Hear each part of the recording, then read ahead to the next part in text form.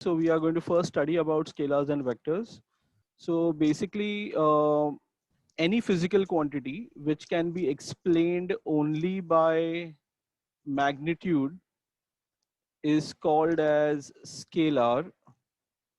Okay, and physical quantities which require magnitude as well as direction, they are called as vector.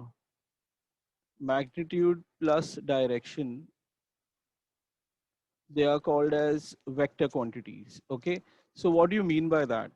Like for example, suppose if you have a box and the box is 5 kilogram, so this statement, mass is 5 kilogram, is sufficient to explain about the mass.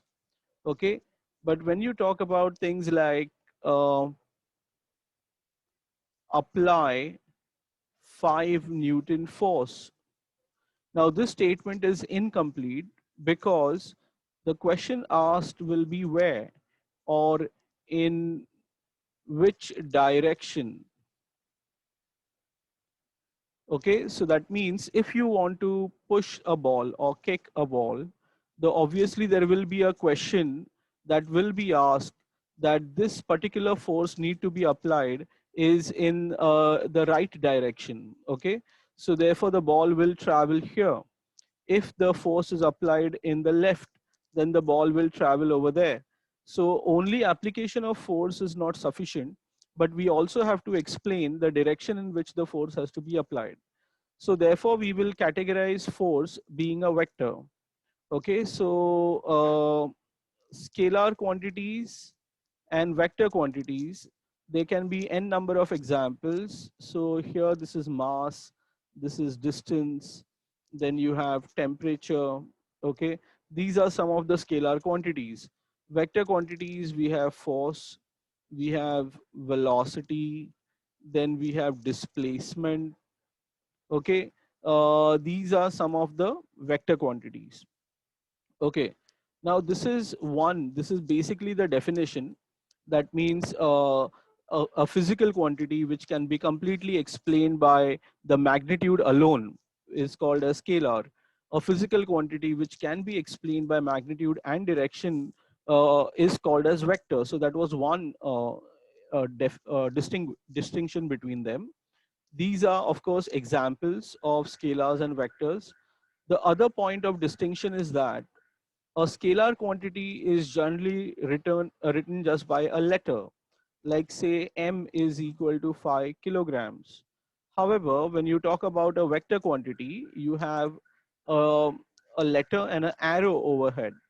Okay, so this arrow overhead indicates that it is a vector quantity. Okay, so like F is equal to 5 Newton. Okay, due east is a vector quantity. So that is another point of distinction. Another point to make a difference between scalars and vector is that you can add scalar quantities using algebra, okay, whereas vector quantities cannot be added using algebra. Okay, now what do you mean by that? Like, say for example, in a weighing scale, you have some mass that you have placed over here, okay, and there are some fruits or apples over here. Now it says 2 kilogram. Now when you add more on this side and you add more over here, okay, so now it becomes plus 1 kilogram, that is equal to 3 kgs.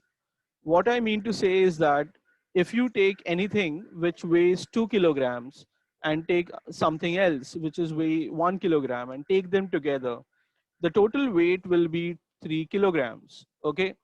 Whereas when you talk about force, that means you're applying, say, this is a cart and force has to be applied. So this is the 5 Newton force, and if another force applied is 3 newtons. That means the net force over here is 2 newton in the right direction. Okay. Now instead of this, if the 3 newton force also gets applied in the same direction, then the total force applied will be 8 newton. Okay. And of course, something that you study in higher classes, that if this is 5 newton and this is 3 newton, and then if there is an angle between them, then what will be the resultant force? That will be of course taught to you in higher classes. So my point is that if you have 5 newton and 3 newton, that's not sufficient. Okay, you can't just add them 3 plus 5 plus 3 equal to 8. They can be added like that in only one condition. That means if they are moving in the same direction.